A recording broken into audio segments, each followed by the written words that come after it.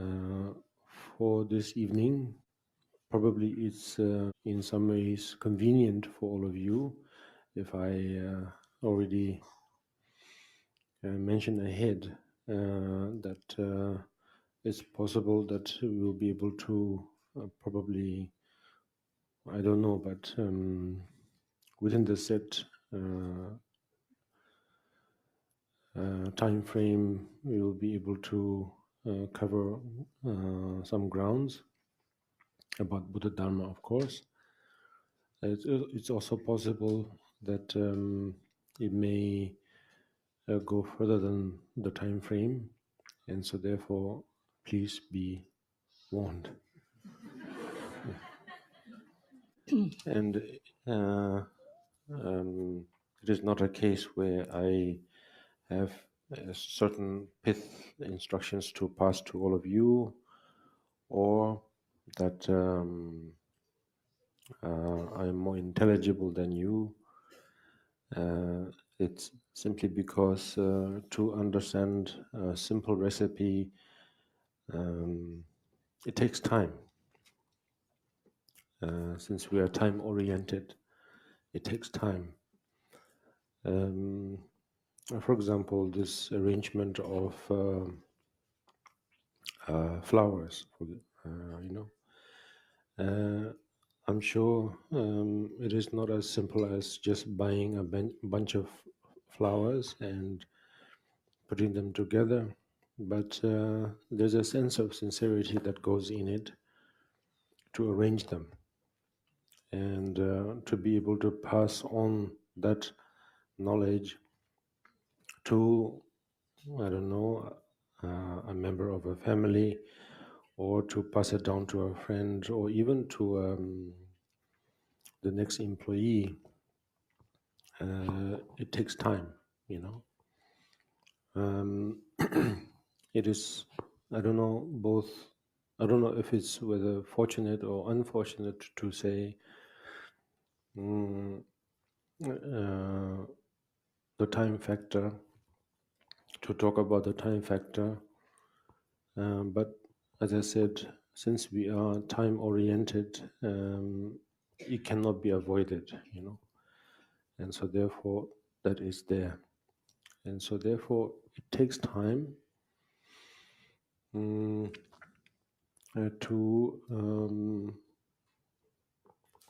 have a wholesome idea about anything, to have a wholesome idea about anything.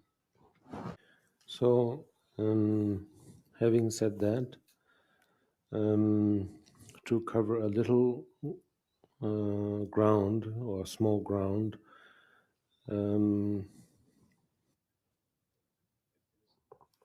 if there is interest, or probably if is not the right way to start, when maybe is a better word, I don't know. Genuine interest comes into being, then time is not a factor.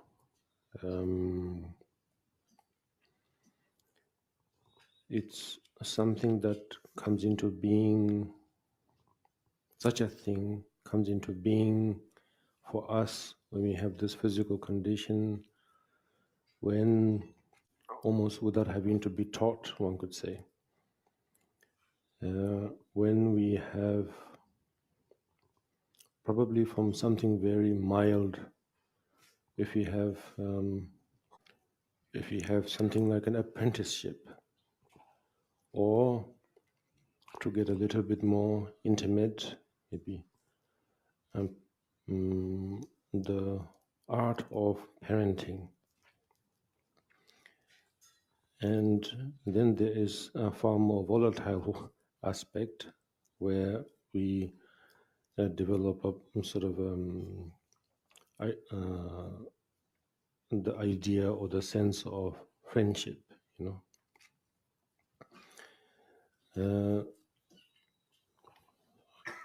Regardless of any of those, whether we consider, or whether no matter whether we consider them one is better than the other, through those, then we are able to develop some form of genuine interest. 兴趣 is interest, okay? 兴趣 interest. Where the heart goes, or something like that. 兴趣 as in where the heart goes, or 你的随着你的心去。yes. So yes, interest. We have in English far more. I don't know if it's a biblical term, such as devotion, whereas in Tibetan we say Möpa, Gupa, and then if we elevate it, then we say Tepa. All in all, regardless of the formality, I suppose it's somewhere along the line of interest. So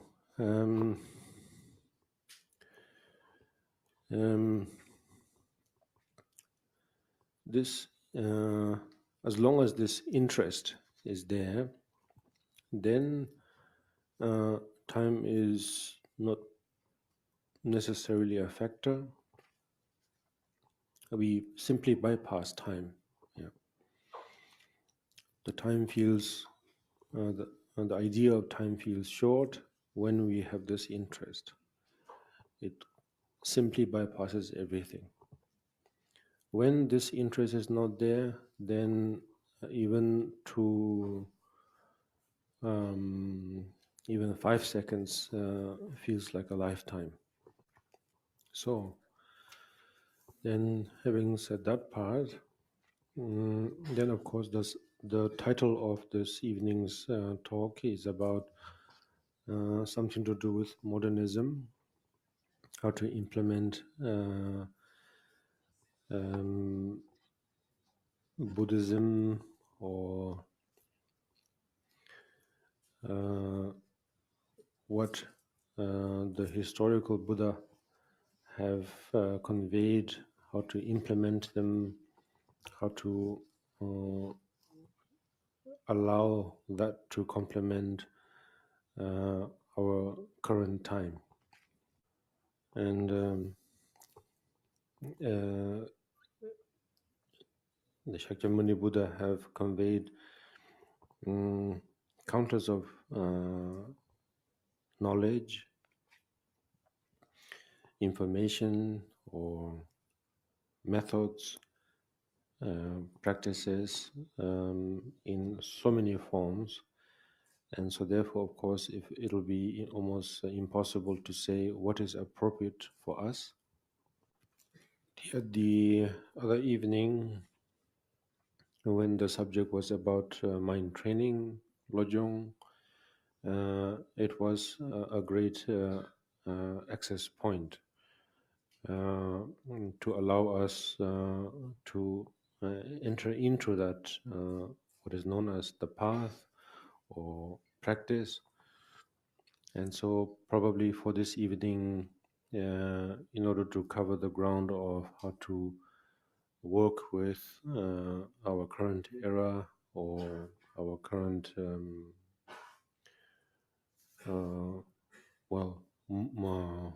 modern contemporary situation, probably that is still very valid.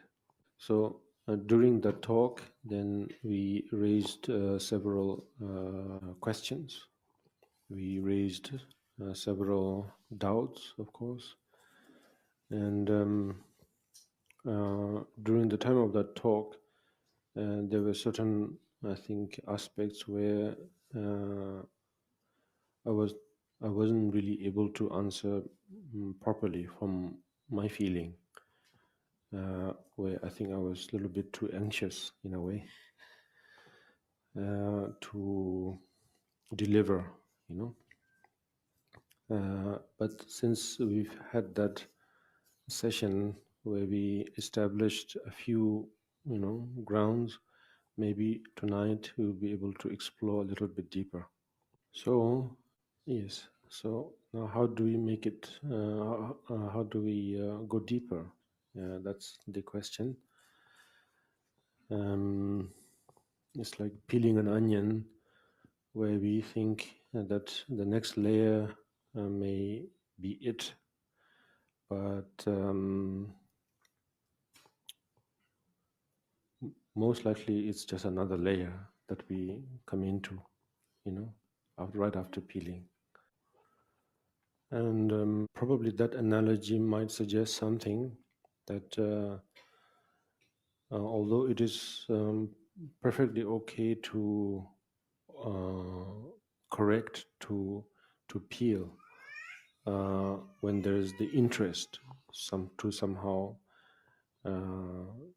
understand what may be underneath the next layer, to have meaning something, to have a very simple interest, but nevertheless, in order that we are not disappointed by the next layer, if we take the care, once again, if we take the time, how we are peeling it, are we peeling it out of sheer anxiety? Are we peeling it out of sheer excitement? What kind of mental attitude is taking place?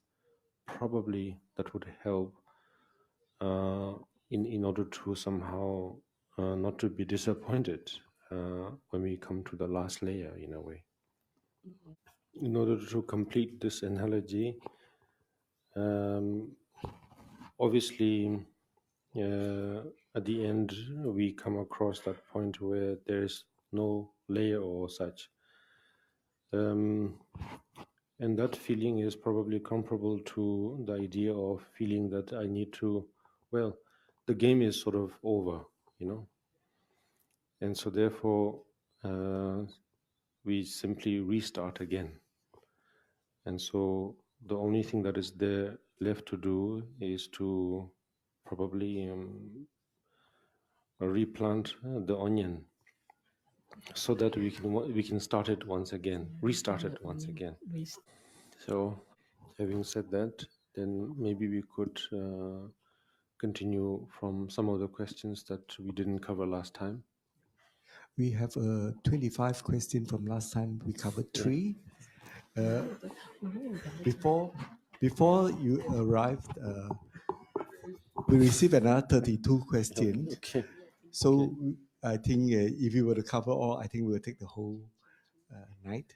Okay. But let's start with an interesting question from Ronjong practice. There's a question here that says that, Your Holiness, can you please share from your personal experience and teachings and application of Longjong in the death of a loved one? How do you handle the death of a loved one using Longjong method? Maybe if you could translate that question into Mandarin. Mandarin? Yeah. She? Me?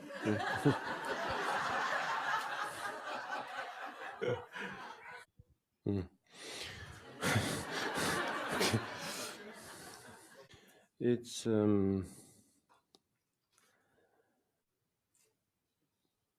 I never knew, of course, the experience of having someone that you know in general, and then in particularly someone you know very well, and then on top of it, someone who had an immense impact on your life in terms of your growth and so on. When that physical aspect, when it dissolves, when it disappears, what kind of impact it has on one's own being. It also, I think, the very first one was that of the passing of my middle brother. I think, yeah, I had. Well, English is very strange for me still, because it's all based on tense, meaning present tense, future tense, past tense, the whole language. And so, yes, so in this case, I had a middle brother, and he passed away when he was very small, probably when he was 6 months old. Probably that was my first impression of having someone close to me pass away. And I don't exactly know the age gap I had between him and me. My youngest brother and between my youngest brother and the late one, there was not much gap. Probably, well, the minimum 1 year, I suppose. And so, since that was the case,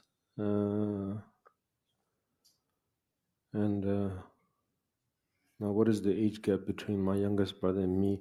I'm still calculating. So we probably didn't have much gap. And this is not a showcase of how good a memory I have, because it clearly suggests that I don't.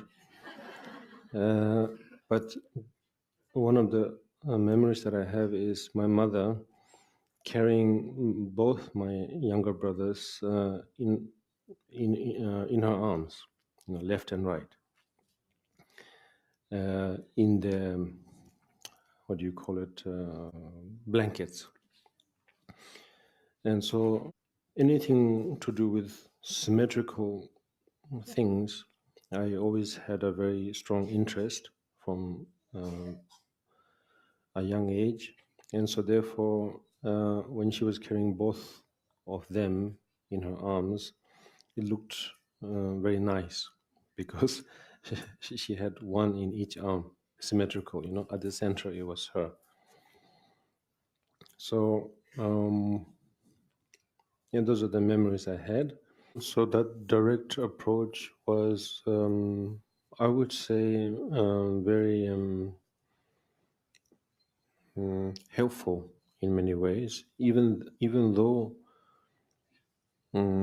it created a lot of questions in my mind, of course, because now what does that mean? And I had asked him, I remember asked, still to this day, I still remember very vividly asking him, like any child would, what does it mean? All those about why, when, where. And so he said, well, death or passing simply means that one is no more. And then I think probably I didn't say why, because that may, or that could have made him very awkward. But nevertheless, when I said where, or something along that line, then he said, because in his answer was saying, what does it mean? He said, it means that a person goes away.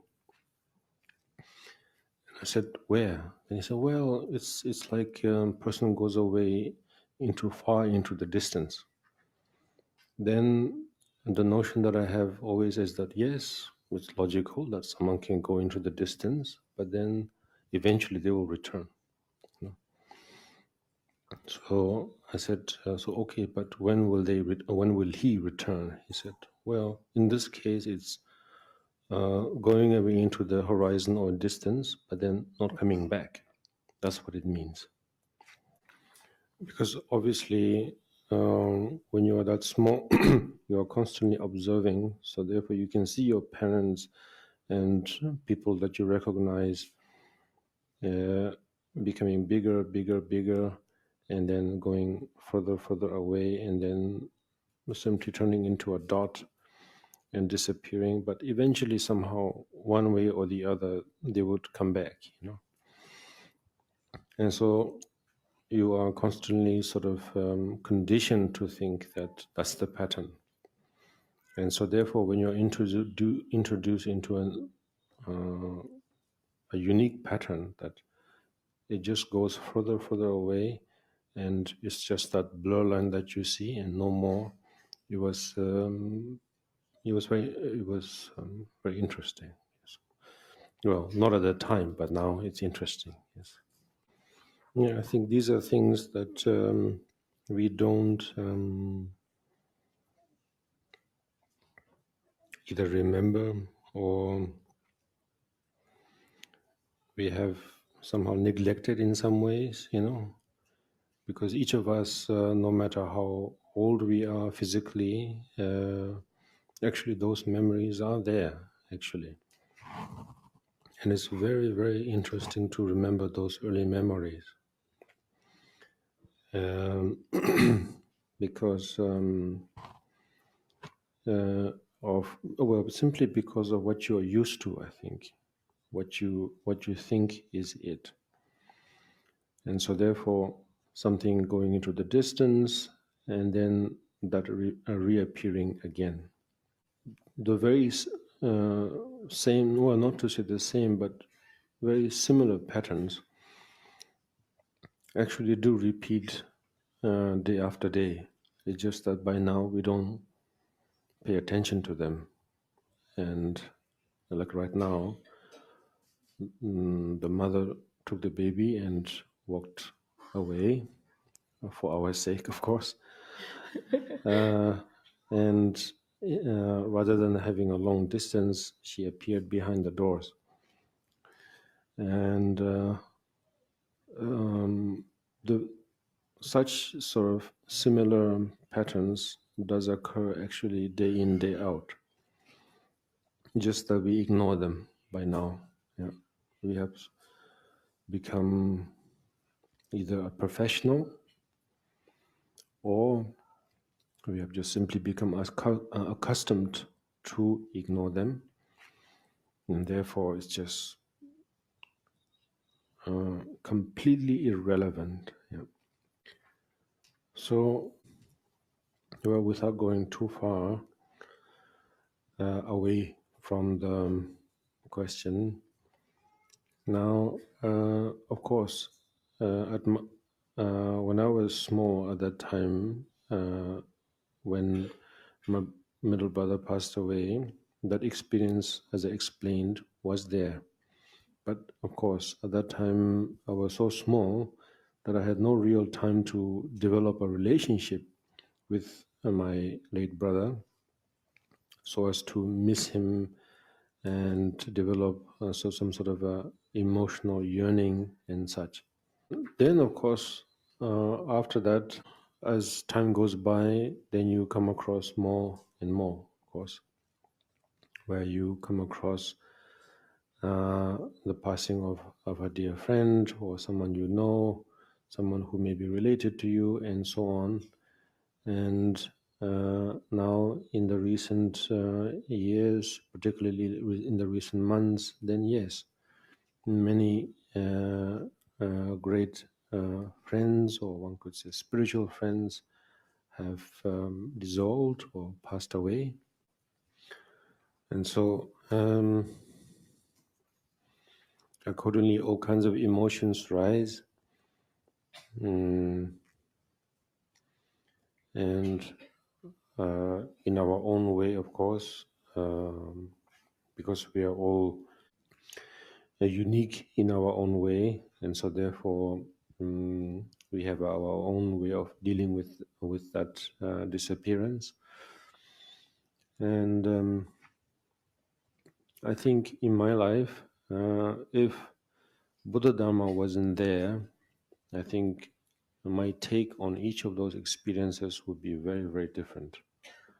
Because of the Buddha Dharma and its influence in my life, I'm able to react to each of those moments in a way that is different from, as I said, how I would react if I did not have any Buddhist influences. Because first and foremost, that comes into being having been introduced and having been influenced by Buddha Dharma are naturally, of course, that pattern of from the horizon coming back, yes. So in the form, in a more theoretical or conceptual form, such as rebirth. To simplify it, while that is a very, I don't know if to say very, or although that may be a comforting notion, comforting idea, then having further Buddhist perspective on life, then it has helped me to understand that that's not it also, you know. It's not just limited to that concept of rebirth. Although that simplicity has its own quality, but nevertheless, if you simply say, that's it, someone goes away and someone comes back, and if you just say, that's that, then in a tone, you know, in a manner that where we almost sort of in a dismissive tone, then yes, probably one has to say that no, there is something more than that. And so therefore now in my case, I've had the fortune, I have the fortune to be able to have quite a comprehensive perspective, let's say. Although I'm not a professional, nevertheless, at least I have glimpses of the whole spectrum, let's say. I'm not, by saying that, I'm not saying I'm omniscient, all-knowing, all that, okay? And therefore, in English, I at least I try my best to cover that ground by saying, I know, but I don't know. So yes, so maybe we can go backwards to that simplicity. And so the idea of rebirth, one could say, as simple as that. Yes, from that, in that context, then, meaning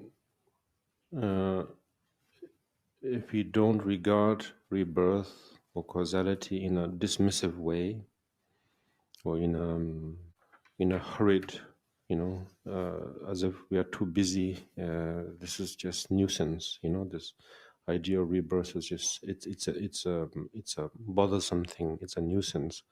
So I just want to just sort of say, okay, and let's move on to something more important. You know, that's what I mean by in a dismissive way.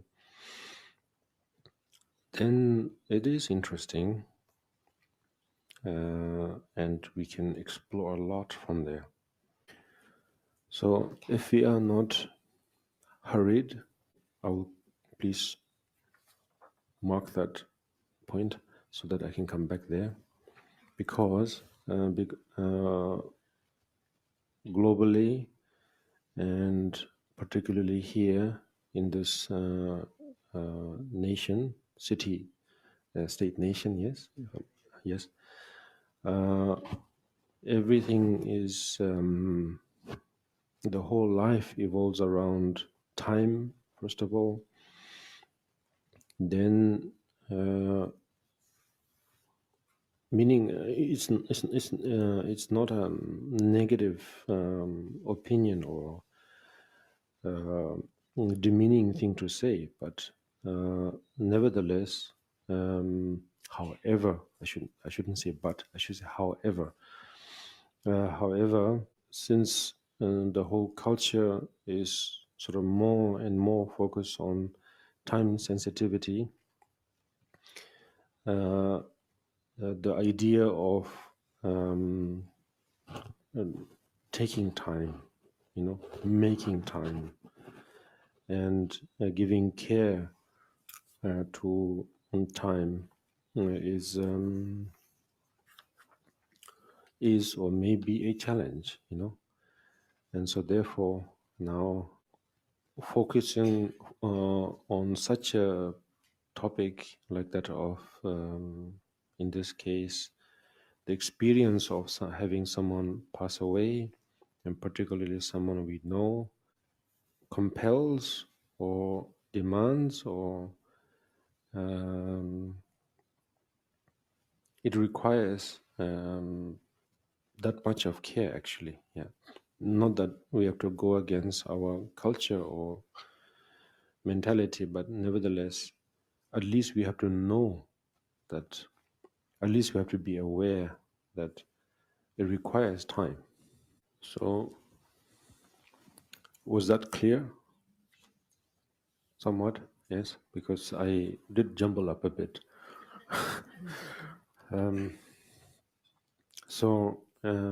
In short, what I was trying to say was that even if you don't have time, it is good to make time.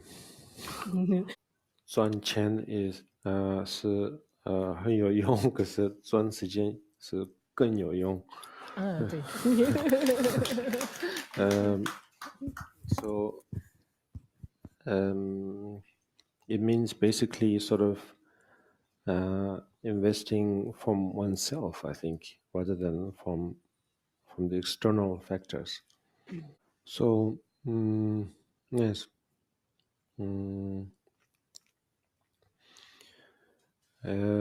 Every day, if you look at the chart on the internet,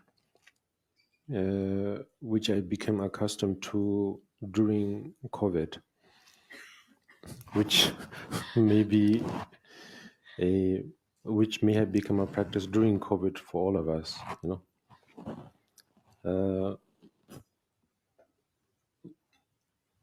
Diamond Princess ship was one of the main things. There was a cruise, if you remember, yes, and there was some, and then I think everybody was focusing on that.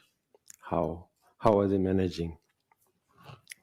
Beside, of course, trying to manage exactly where we were staying, in which nation. But that cruise was sort of like a benchmark.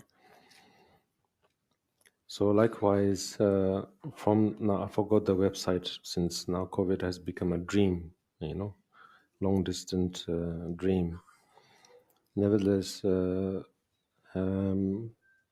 they had all kinds of charts about on a daily basis how many people are passing away, and well, basically death rate, birth rate, so according to that, yes, one of the site was John Hopkins something website where it showed a great many detailed charts about who's being infected and so who's recovered and so on. So anyway, the point is, each death, maybe we can consider them as going into the distance, and each birth the opposite, coming from the distance or horizon towards us. And through that simplified perspective, well, if we don't really focus too much on exactly who's coming back, we can probably say they came back. Yeah.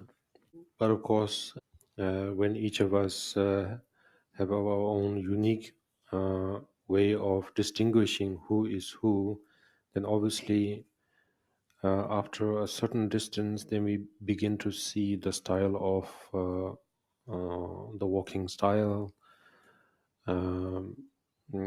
and so on, the size, the shape, the height, and so on.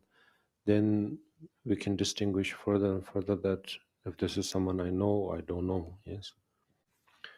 So having said those things, I don't know what kind of emotion that is coursing through each of you when I say those things. But what I'm trying to refer to is that, yes, personal experience of mine in that regard, yes, it is devastating, you know.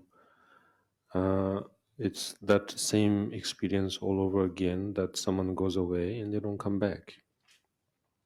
But with the help or with the assistance of Buddha Dharma, then I can have a great range of understanding that,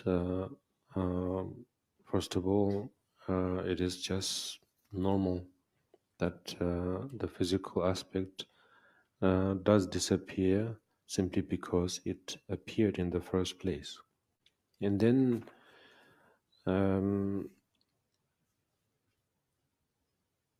somehow it's not necessary to say, okay, the so-called mind or consciousness, or in English term soul, is somewhere out there, and so on and so forth, you know. And so therefore it's never really gone, it's somewhere there. I think those are probably more of an emotional language.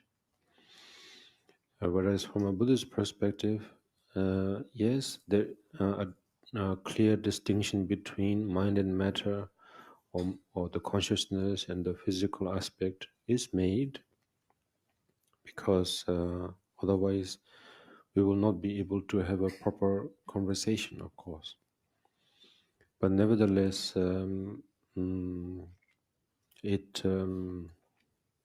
yes, first of all, that.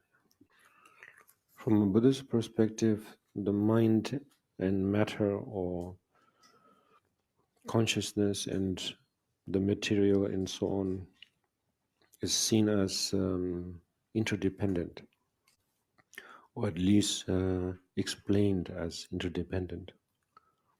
Explained. I said initially is seen as interdependent, you know, those two. Or one could say it's explained, conveyed as interdependent. Meaning that none of the two, or either of the two, rules the other, you know, governs the other. Neither of them are the boss.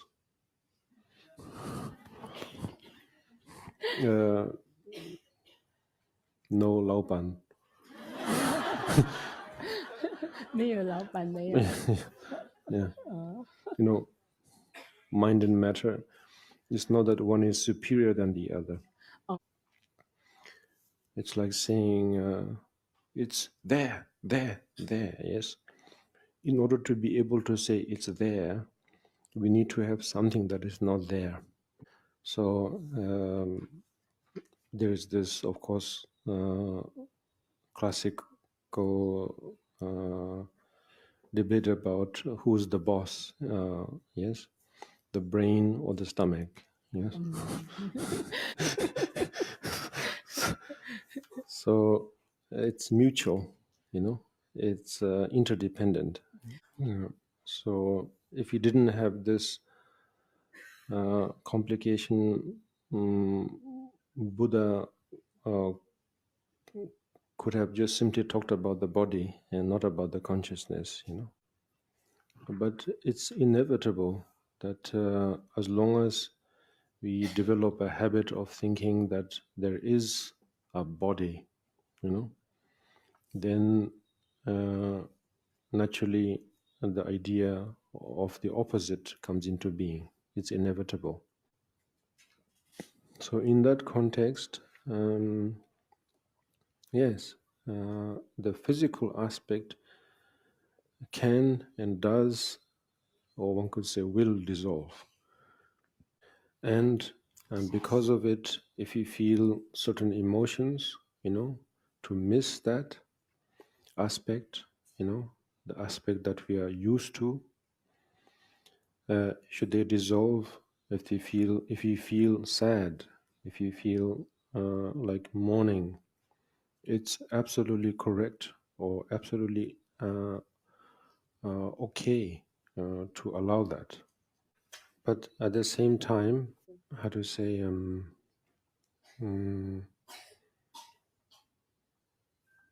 should we turn that into a rigid culture or a religion? And I don't know, turn it into, well, what I mean by that is that to say forcefully we have to mourn, we have to miss, you know. If that comes into being, is that necessary? Obviously, we all know in this room that that's not necessary. It could be a very dear friend or a family member that was that seemed like very close to oneself, and having gone through the experience of that person being passed, you know, having passed away. If there is no emotion, for example, you know, is that wrong? No, it's not wrong. Either it means that we are mourning probably in our own way, or the other is that we didn't know that person actually.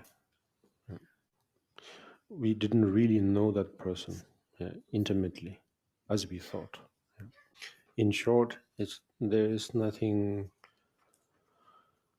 there is no reason to feel embarrassed or be shameful by that fact.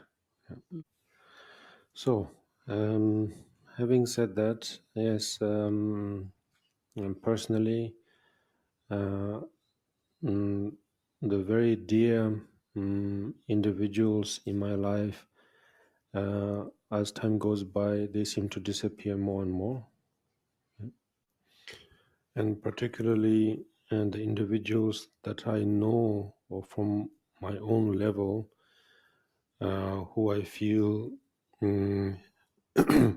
are extremely beneficial for others, when they begin to disappear, it is a source of great sorrow. And just like everyone else, even I go through that feeling that if only they could remain a little bit longer or further, if they could come back. But the very teachings that I have received from my dear teachers who have, well, in this case, passed away, the precious teachings that they have left me with was to say that although it's normal to mourn, normal to feel the sorrow, nevertheless, how to say, don't expect them for them to come back in the way that we are used to.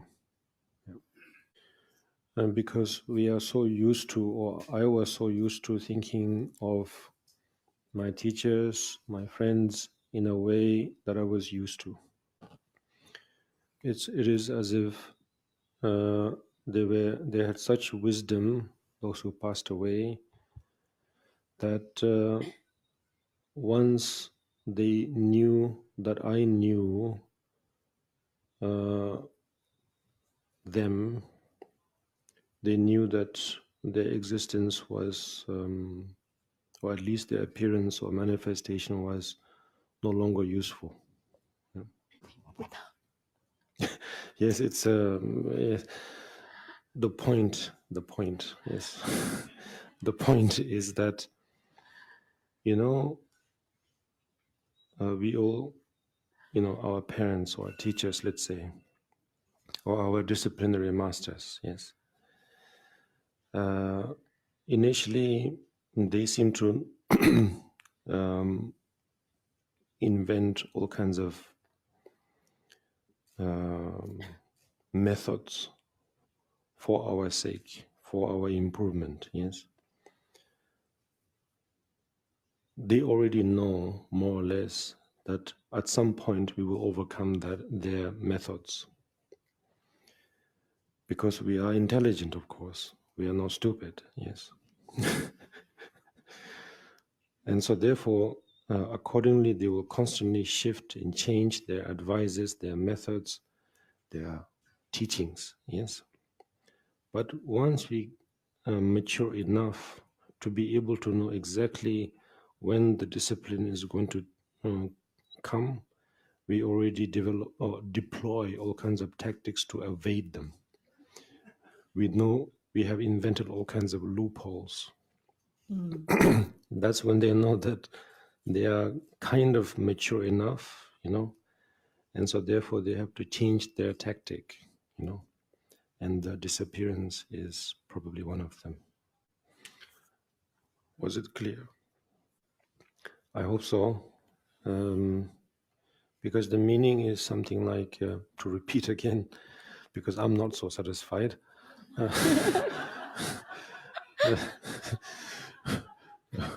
Not because of the translation, but because I think my English was not so good.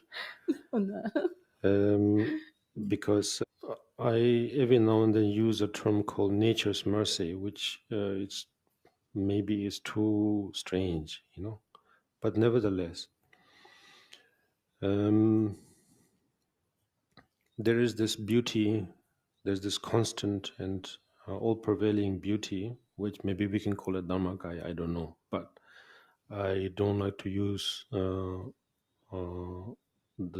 Dharmakaya to somehow prove my strange words, because I don't think I'm teaching Dharma, I'm just speaking my mind. So therefore, nature's mercy is one of my own. And so therefore, if our parents were bodhisattvas, then we can very clearly say that they teach us what they know, they guide us how accordingly. And when they know that we have more or less developed enough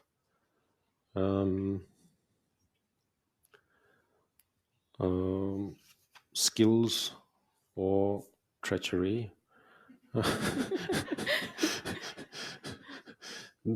then they know that that particular course is complete. And so therefore, they move on to the next step, yes, which is either by stepping back or they disappear, And we can, as I said, we can clearly state this if our parents were bodhisattvas. If they are not, still this takes place, Let's say our parents are ordinary beings and they still do the same. And I will call that still a beautiful thing, because they still do the same. Either they get sick or some other reason, emotional reason, social reason, whatnot, and so on. They take backward steps more and more, and eventually they disappear until we have become the parents or we have become the teacher or something. Well, in that regards, or having said all that for the last an hour or so, just for one question.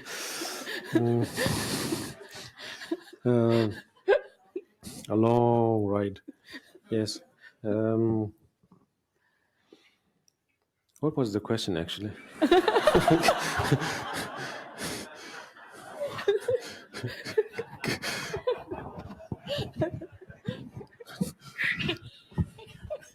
The actual question is, how do you use Longjong to handle the death of the loved one? Your own personal experience. Yes. Well, I think I kind of explained. Yes.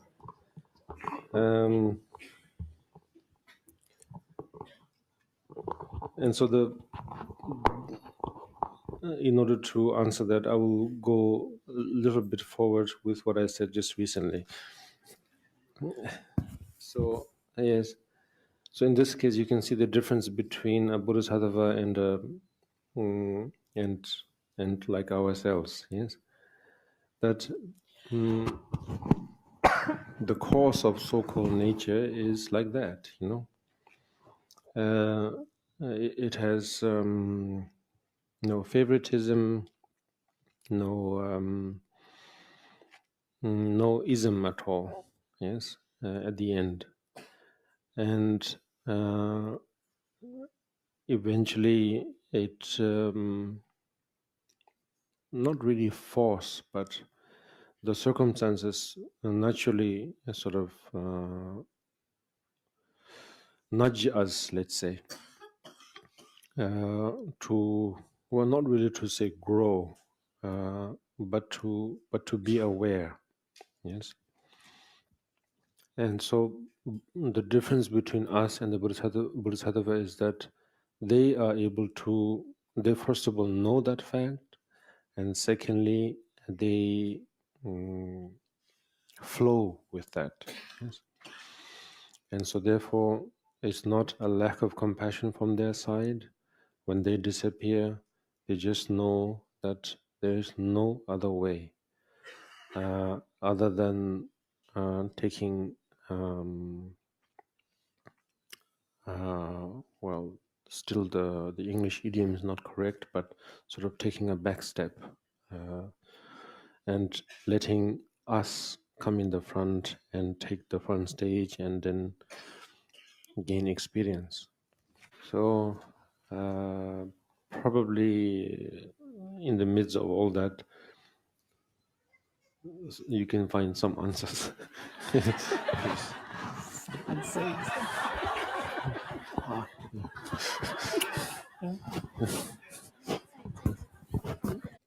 You want to take the next question? Yes, I think we have 18 minutes. Yes. But this time I'll choose an easier question, okay? So that I can, in case I get to translate it again. How can Buddhism remain relevant in the new world with AI, Yeah. with current news of Nepal, people actually standing up against corruption and everything?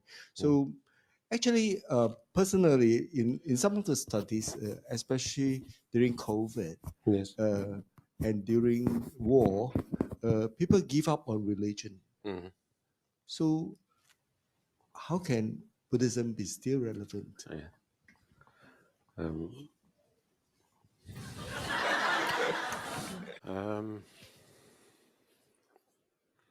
I think probably it's impossible to put into one word into what is what we are all going through in our current era, because there are simply too many things, of course.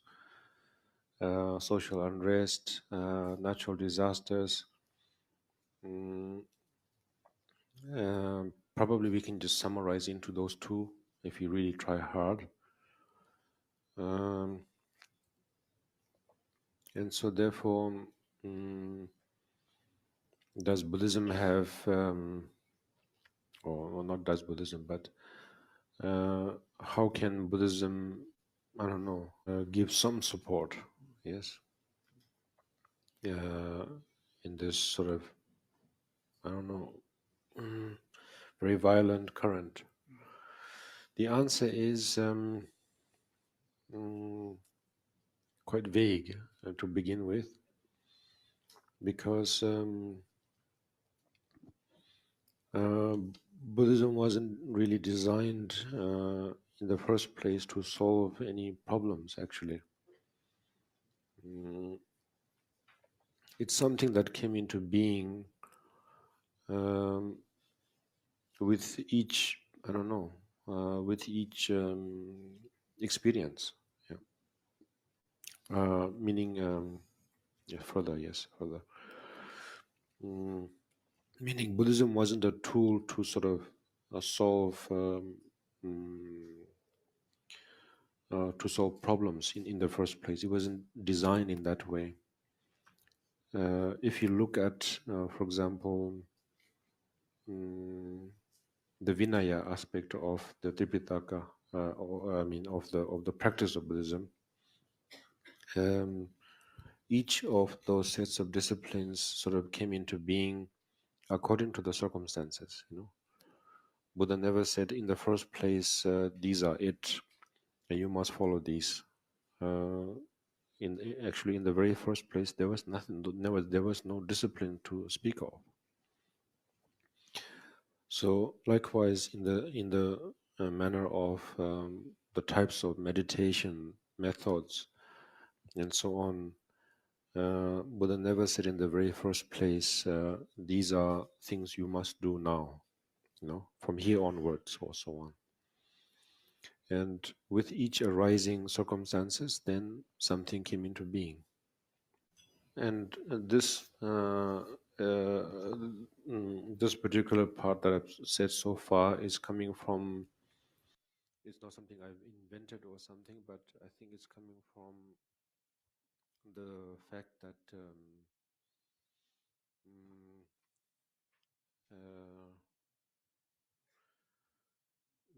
Buddhism doesn't really have a particular identity.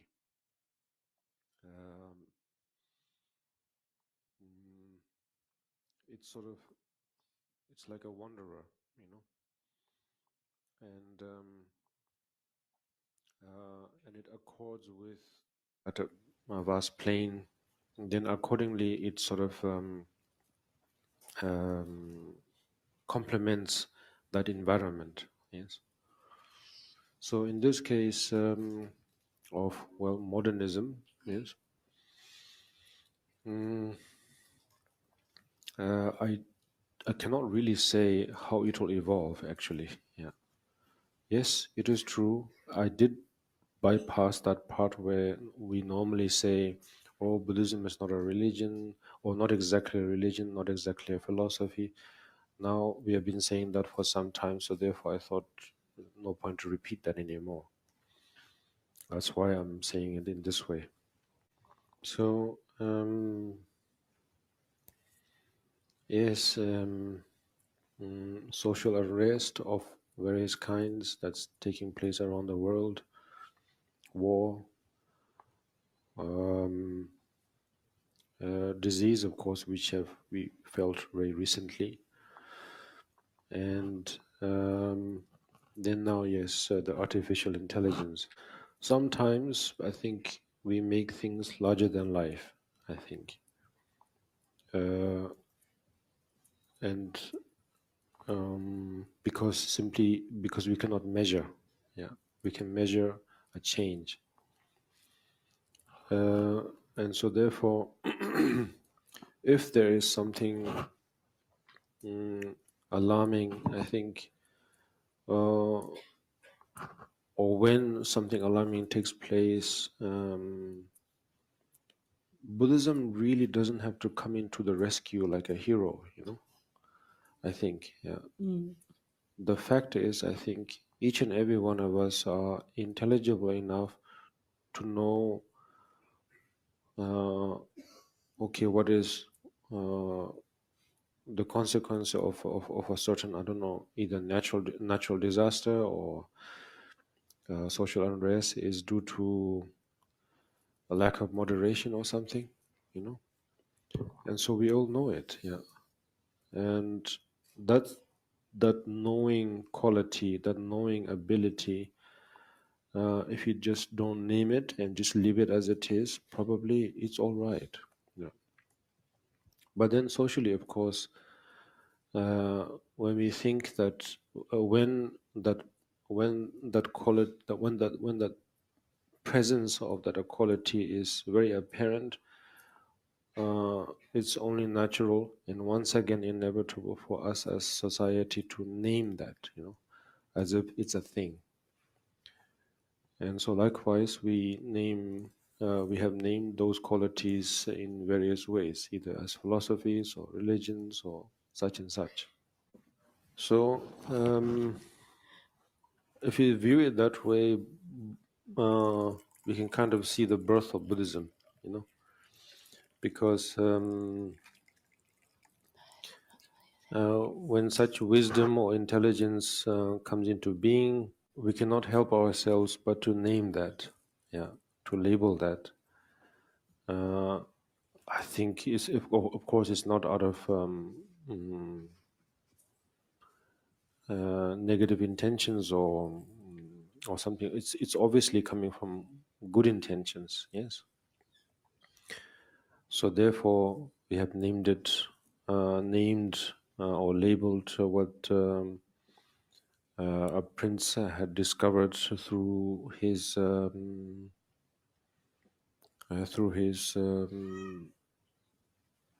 understanding, development of his life, and then he never, I mean, in short, Siddhartha, yes, never asked someone to photograph my enlightenment under the Bodhi tree and publish that in a magazine, and then write that in script that into stones so that it will live on and on and on way after way after my death, and so that everyone will remember me, you know. No, he had no intention at all. Although we would say, oh, it was Buddha's intention to teach it in such a way, the things he conveyed, so that it will be available for all of us, in order to justify that actually it was to I don't know, to turn it into something something long lasting, to turn it into a religion and so on. No, that was never the case. I would personally like to think that he was just doing his own thing. Yeah. And those who were not just impressed, but completely overwhelmed and overjoyed by what he was doing, which reflected in what they wished to do, starting from the first five friends of his, who became known as the first five disciples, that they just allowed to do or to mimic what Siddhartha was doing, you know. And then, yes, it is a social thing to have such a thing become more and more popular, and that's how it came into being till now. Yes. So at the moment, probably it's a popular culture now. At the moment, and at some point, it will turn into something more traditional. Maybe after some time, again disappear a little bit, again come back in another form. We don't know. Yes. But this is not really our concern, you know. If we have the merit, it will remain in various forms that will be very beneficial for all of us. But deep down, what we have to know is that each of us are intelligible enough to know what is what, actually. Yeah. And it is sad that it only takes disasters in the form of natural and man-made ones to make us wake up to it. Yeah. So, meaning that while we are healthy, while we are conscious, while we are, well, not in the midst of a social unrest, why can't we realize that, you know, how wonderful it would be if we could realize that we have all these qualities and potentials, while everything's all somewhat all right, you know. That's the pity, I suppose. Yeah. But it doesn't matter, as long as we are aware at the end that even though it is taking even though somehow it seems to depend on a certain obstacle for us to realize our potential, at least we realize, or the conditions are there for us to realize.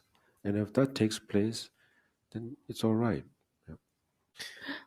So in the context of AI, I have no real comment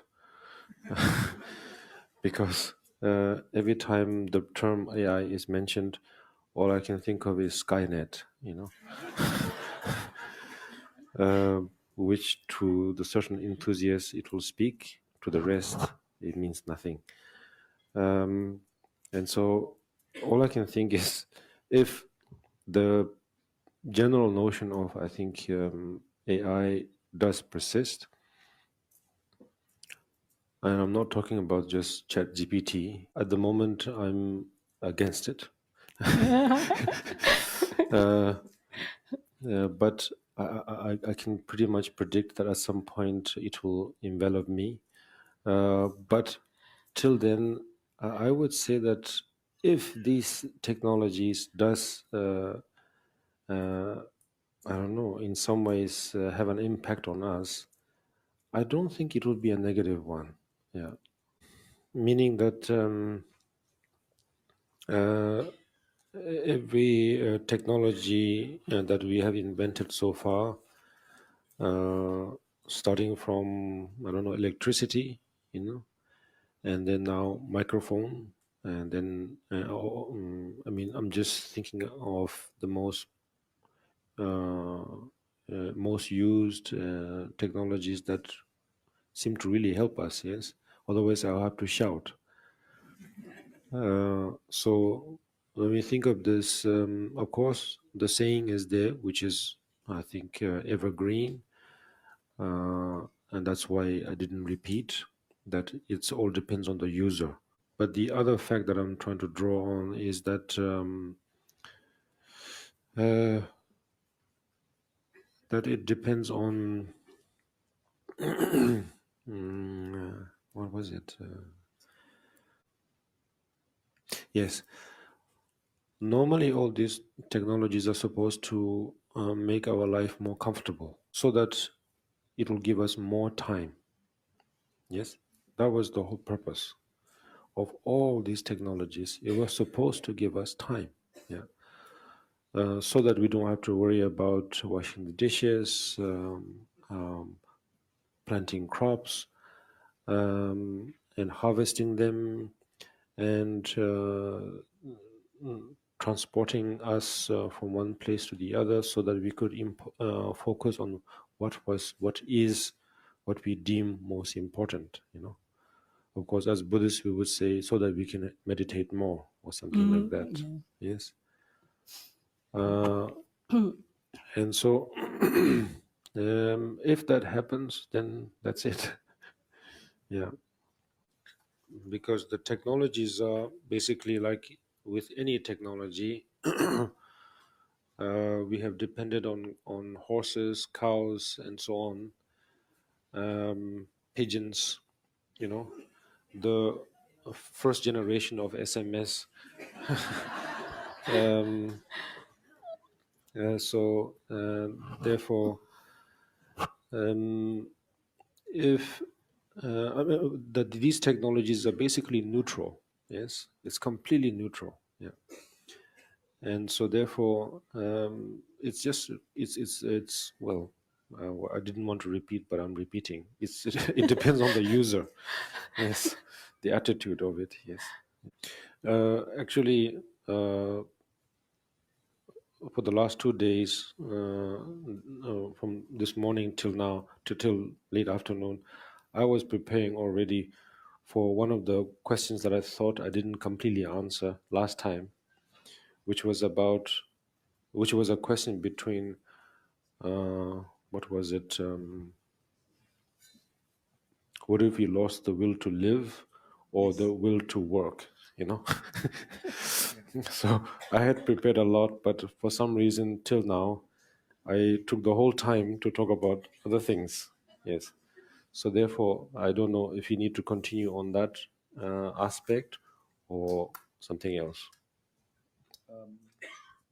Actually, the next question is similarly related. Okay. So, what is the best Vajrayana method? Oh. Okay,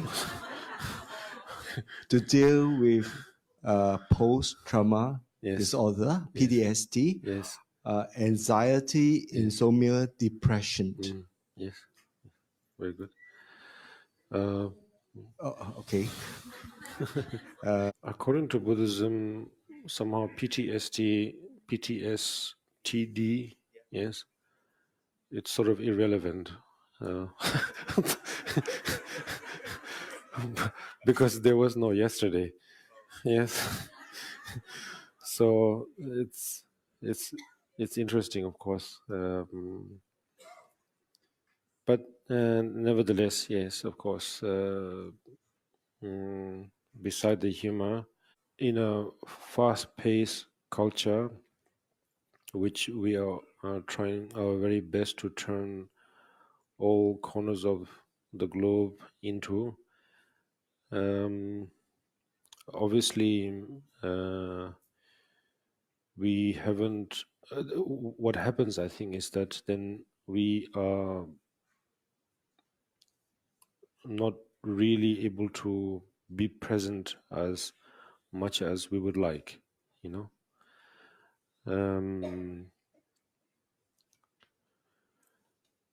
Which was always a challenge for us as human beings ever since we had a human society.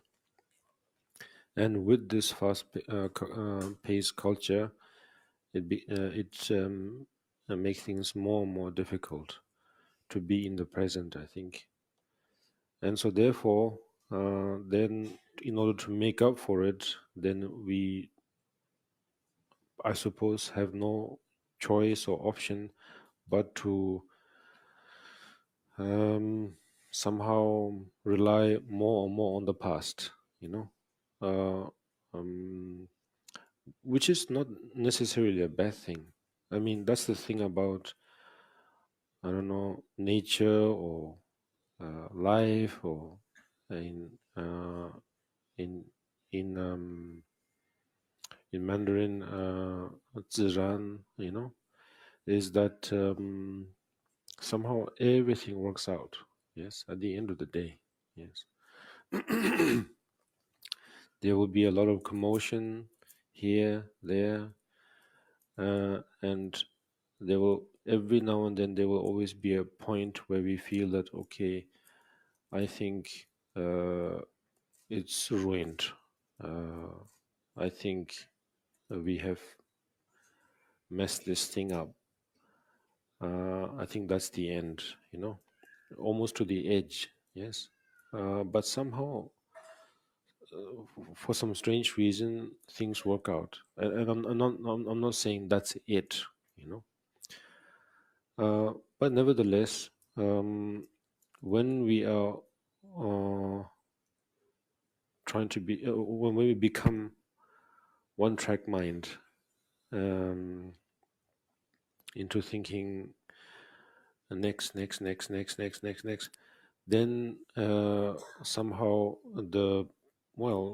it's not just me saying, but I think everyone is saying it, that then somehow we are not really able to be in sync with what's happening now.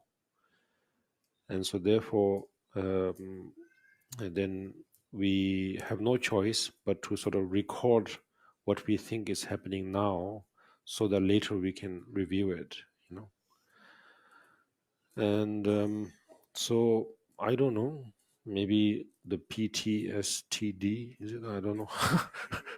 PTSD, okay, PTSD is probably a side effect of that, you know. Yeah, because if we are more present, you know, in the moment, we don't have to go back into the archive, you know, of what took place, or the diary, yes, and then develop some sort of a whisper about it, and then gets and the translation gets worse and worse and worse and worse and worse as time goes by, and then draw all kinds of conclusions. Whereas if we are aware of the current moment, good, bad, doesn't matter, yes, we don't need a witness. I myself saw it, I myself felt it, and that's that. It's complete, you know. So that was a long one. Thank you.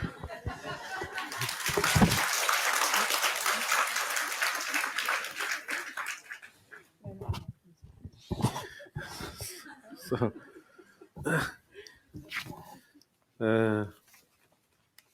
so yes. So how are we doing with time? If, like I said last time, the other day, if any of you need to go back to your home, to your children, for work, please don't hesitate. What I say is not like a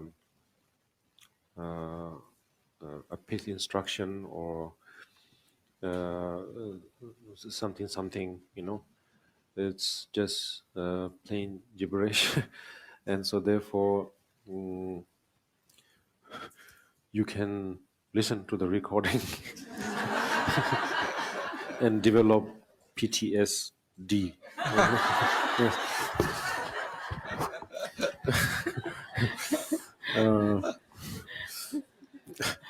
So therefore, any of you who need to leave, you're most welcome. But for if the organizers, the volunteers, because we have to think of them also, if they allow, and if yourselves also wish, I can continue further. Yeah. I think, Your Holiness, I think most important is we really want to hear your view on what happened if the person lost his will to live. Yes. Yes.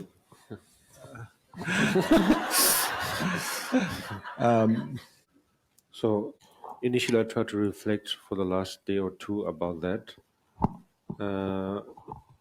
But then after much reflection, then I realized that it's also kind of pointless also to reflect on that, because of the very fact that the thing is, sooner or later we are all going. All of us in this room will be not in this room at some point, you know.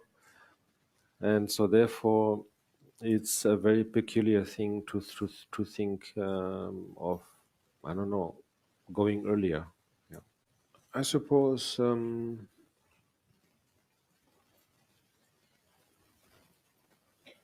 probably once in a blue moon, actually, maybe something like that happens, where you truly and utterly lose completely the will to go on. Yeah. And it's a rare case, actually. And it happens almost, in a way, one could say, quite naturally. Yeah. And that's something, if that's the case, I think then it's something, you know. We kind of have to respect that. Yeah. But otherwise, what is happening during my generation time, and I fear that it will be the case with the next generations and so on, is that we like to do things that are quite cool, you know, that are quite different from others. Well, others, there is no other beside our senior generation. Yes. And so therefore, we like to sort of repeat certain epics, you know, or that was quite unheard of or something unique and so on. And we kind of like to sort of repeat that so that it kind of makes us feel cool, you know. But there's nothing cool about it, actually. Yes. How to say cool in Mandarin? 酷就是帅，很帅的啊，不是帅吧？啊，炫呐、炫。也炫也是 AI。I think none of us would know. We need someone. We need someone else. There's someone young, to say. I don't know, but basically, 那个哇，感觉，that's all I can say. Yes.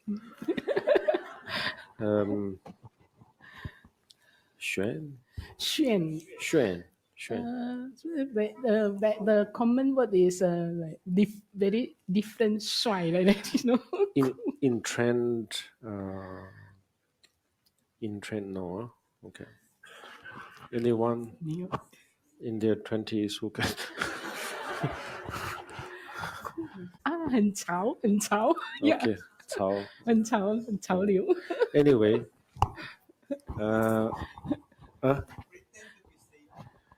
pretend to be Sadie. Okay.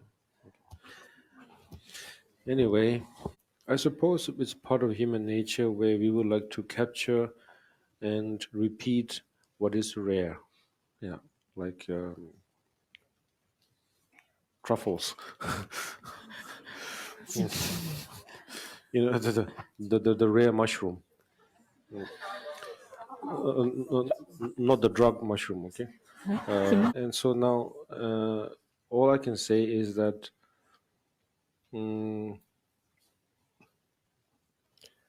it's not cool, yes. Because the consequence is a very strange one in this particular perspective of mine, is that it influences your parents' generation in a way, and which is very much happening in many ways nowadays.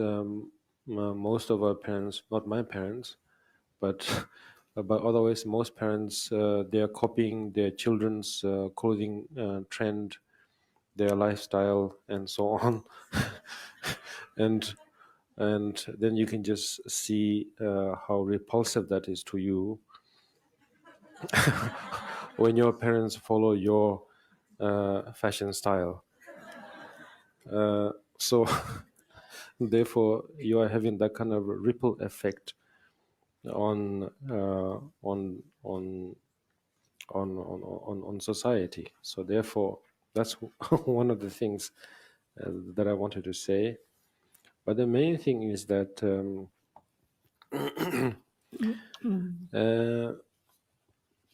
as I said in the beginning, yes, there are rare moments, yes, but otherwise,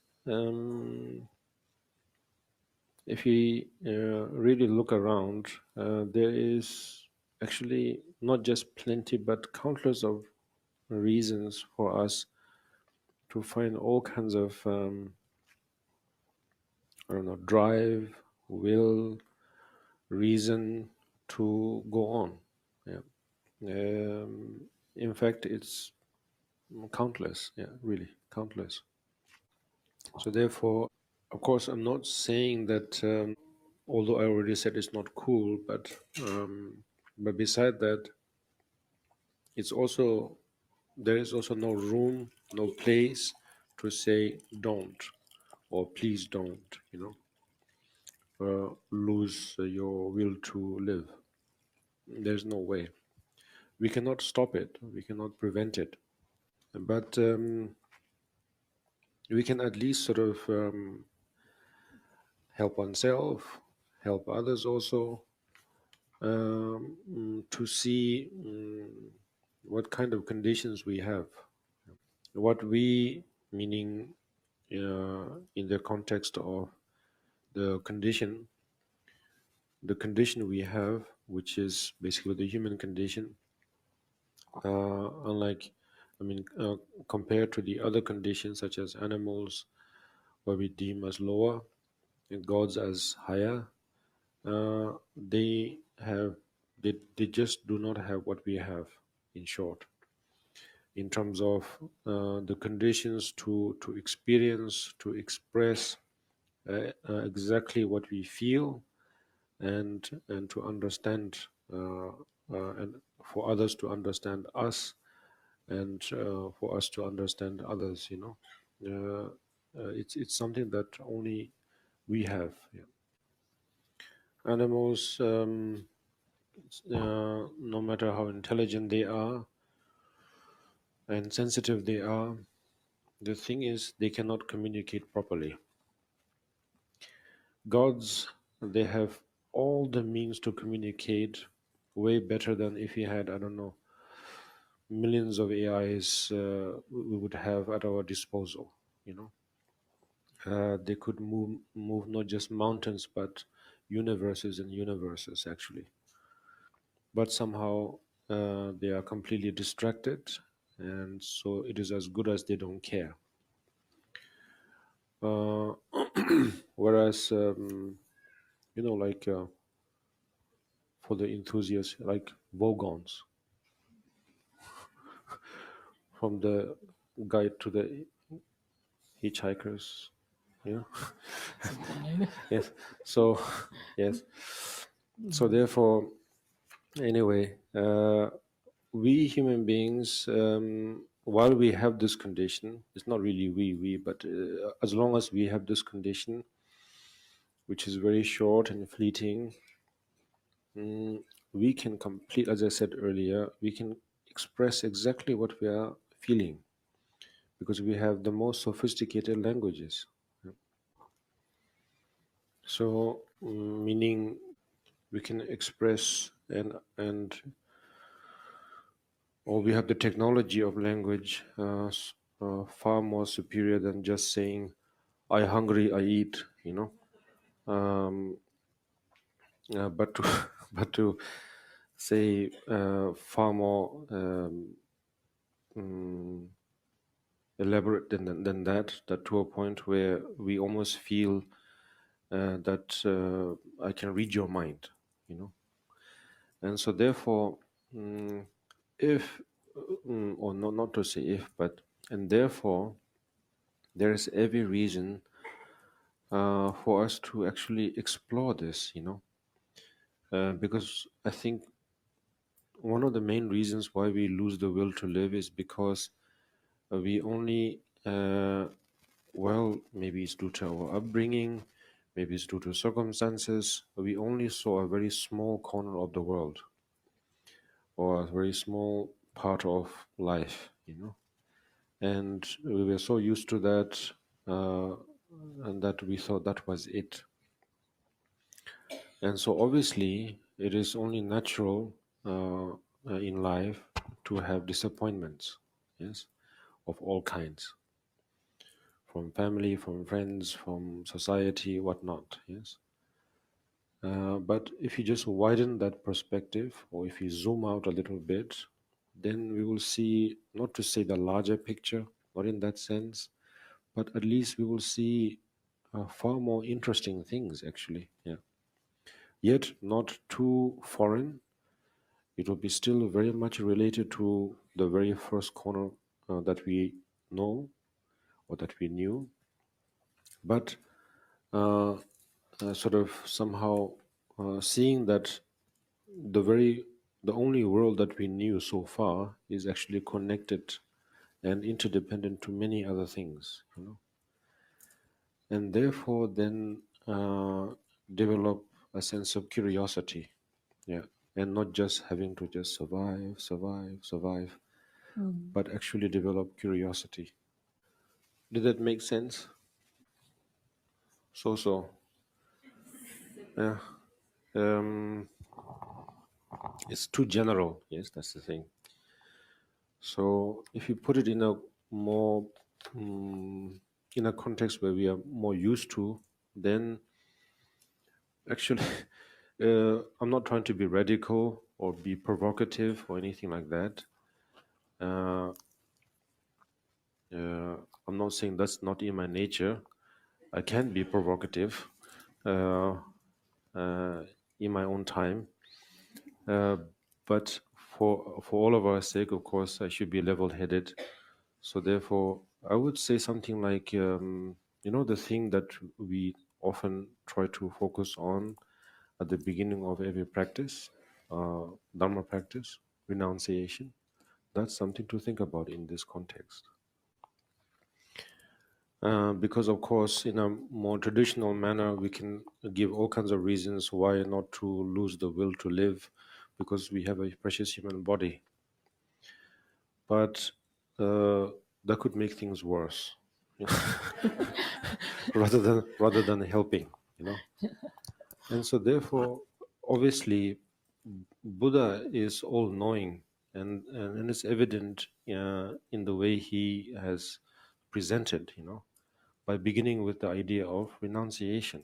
Yes, because I think renunciation, if you really focus, it has all the remedies to overcome that problem of losing the will to live, actually. Renunciation is, or not is, but it could be interpreted in this way. Thank you. That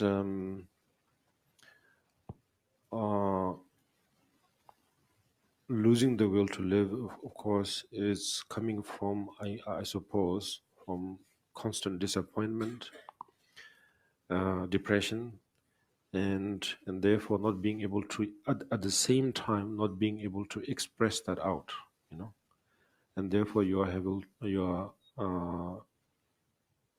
sort of in a condition or situation where you have to bottle that up. In Tibetan culture, bottling up is a good thing. Just so you know. Yes, so we are very good at it. But in the fast-paced culture and modern culture, bottling up is very dangerous.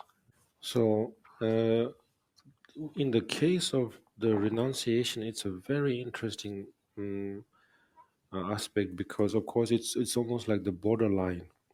It's like the well, sometimes I think it is translated as because it's in synchronization with the practice of refuge. So therefore, sometimes it is translated as conversion, converting into Buddhism or something like, or migrating or something like that. But I suppose in its own right, one can probably say that in the right context, but normally that's not the case. So renunciation is very skillful, because it's not saying again you have to be completely an open book, transparent, and cry all out instead of LOL, COL, or CAL, I don't know. Anyway, it's sort of internally, one could say, or from within. You don't hold back, basically, of your disappointments. And then when you find the suitable sort of friends, spiritual friends, what we would say, then you actually share it, that I am actually angry. I am disappointed of life, And so actually there is, so it is, I think it's a very beautiful method where we can actually release it, and not just release it, but actually let go. Yes, because normally, yes, from time to time, under the I don't know, influence of intoxication and so on, we do release here, there, or depending on the circumstances. But we just release, but we don't let go. Yes, but in the case of renunciation, if a genuine one takes place, you actually let go of it. So in this case, Renounce. I mean, I don't know if it's a perfect translation to the word in Tibetan Ngenjung, Ngeparjongwa, but probably close enough, you know. So renounce, let go. That basically a sense of strong conviction has to take place, like certainty, maybe not conviction, certainty, you know. And so therefore, with the help of your spiritual friend, then they're supposed to help you uh, have a comprehensive picture or idea, because sometimes we are just disappointed with just one thing because we have lived in one small corner of the world. Yes, but this spiritual friend is supposed to help you have a comprehensive view of the world, and then make sure that how everything is interconnected. And therefore, if you want to be angry, uh, don't have a measly anger, you know, but have a proper anger. and because if you have a comprehensive picture, then you have no more ties, you know, no more links. Basically, you completely empty the room, yeah, sort of thing. Yeah. Yes. Now, of course, the idea of renunciation is something that only we can talk among ourselves, because we have some ideas about what it is. Yes. So to the greater mass, then of course it may be more challenging to interpret that. But as long as we know that that there is something there, you know, then it could make the difference actually between actually committing suicide or not, you know, because in the case of renunciation, then you actually touch the actual subject, the actual core of what we are really disappointed about, you know, and deal with it right there and then. And not only deal with it in a sort of temporary way, but actually from the core, and then you root it out. Yes. And then we allow this physical body to do what it wants to do, you know, meaning if it has a certain longevity aspect to it, then we complement that. Yeah. Because now that we have let go or flushed out all of our disappointments, then suddenly we can think clearer. Yeah. And we know, or without having to be told, we ourselves will know what makes sense. Now it's like not to say a fresh start, but somehow I can begin to do something I really want to do, yeah, which I couldn't do all this while, sort of thing. And then from there you start, you know. So then you begin the Bodhisattva's journey of starting from a place where you feel that this is really me, this profession or this lifestyle is really me. Of course, provided that it's not to become an assassin, as I said last time. Uh, but otherwise, you know, there are countless of professions, yes, and so therefore from there you start, you know, and it will lead you to all sorts of beautiful paths.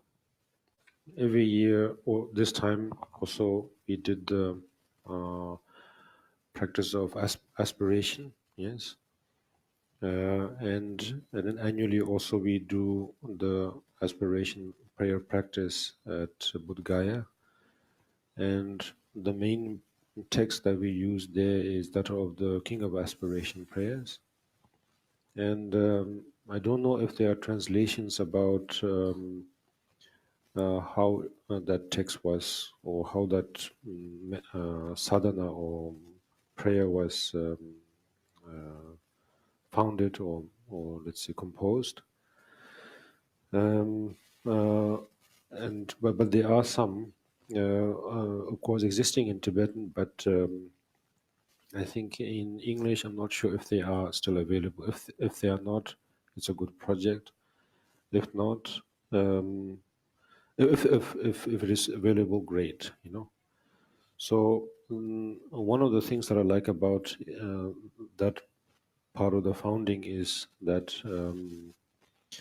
the very Bodhisattva who was searching for Buddha or Mahabodhisattva Samantabhadra himself, because he was so curious to learn about uh, the path of aspiration, and so therefore in that journey, then he came across I think either 100 or more than 100 different masters or teachers in this case. And if you read those passages, I think it will be very, very interesting, because then you can see, at least to me, the way I saw it was that it's beautiful, actually, yes, because there it sort of resonated to me that, okay, the interest, the genuine interest, plays a huge role, into becoming a bodhisattva. And so therefore he would come across someone, basically a teacher, of course, one of the many teachers, and someone was just completely involved in making the most beautiful incense.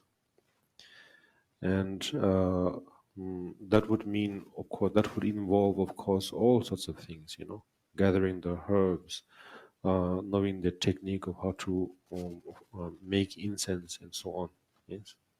And then through that, and so basically this teacher taught the path of aspiration by explaining in very clear detail of how to make the best incense, basically, or how to make incense. And then in another case, it was the practitioner happened to arrive at an island, and in there, then of course, after much searching, then the direction was pointed towards. I mean, he followed the direction basically to where the teacher would be found, and at a sort of a beach, then he found a child, basically, a kid. And he was surrounded by, well, of course, I don't know if it's Tibetan translation, or something else, or Indian translation, I don't know.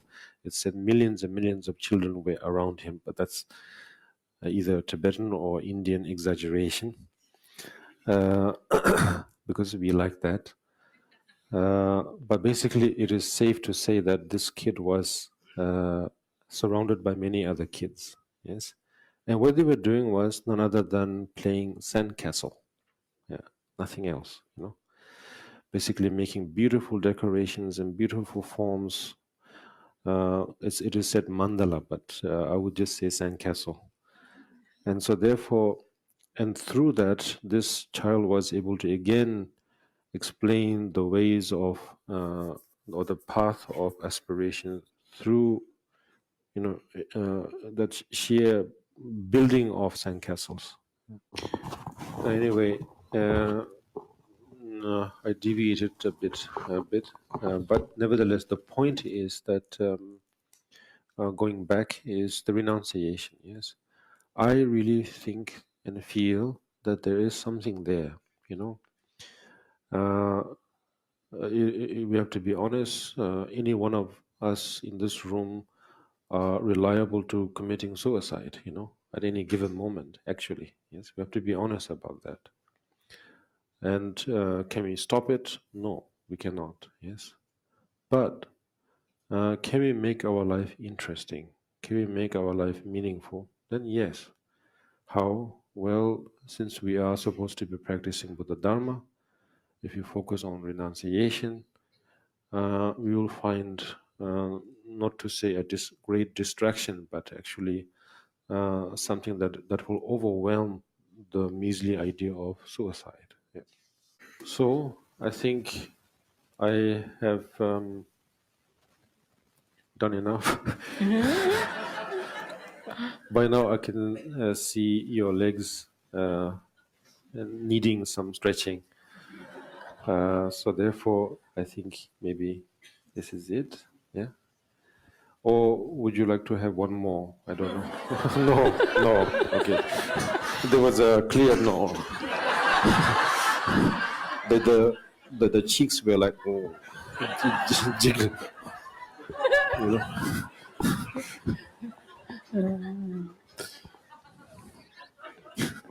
No. Yeah. Okay. I will give a very simple yes and no answer. Okay. The question here is, I'm asking a clarification about survivor Okay. because when during the medicine Buddha empowerment, Yes. you mentioned that renunciation. Yes. Yes, and then you say survivor is not important. Yeah. Yes, it's, and then while we are all waiting for you to do some blessings and cure and everything, you talk about renunciation. So can you please clarify that part on survivor is not important? I think I've explained that for the last 28 minutes. Yes. So in short, okay, what about longevity and extending life in Buddha Dharma? Yes. Okay. The first. How to approach them, Yeah. and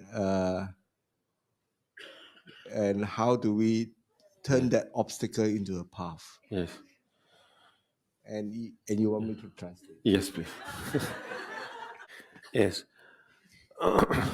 In the case of longevity, what is the benefit and how to achieve it and so on. Yes. Yes.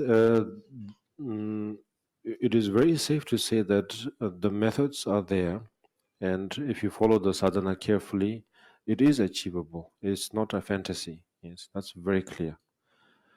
Yet at the same time, how to say, I'm not trying to sort of go too far, too extreme into the idea of quality over quantity and so on.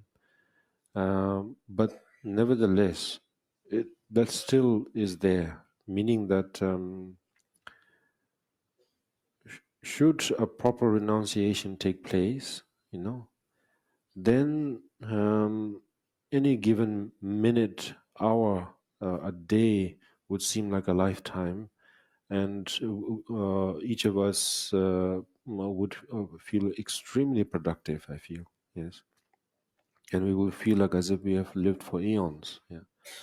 But otherwise, can we just strip everything, off, and then utilize the sadhana or the method of, let's say, for example, Vaitara or Amitayus or Medicine Buddha? Can we just use it just to have longevity? Yes, we still can actually.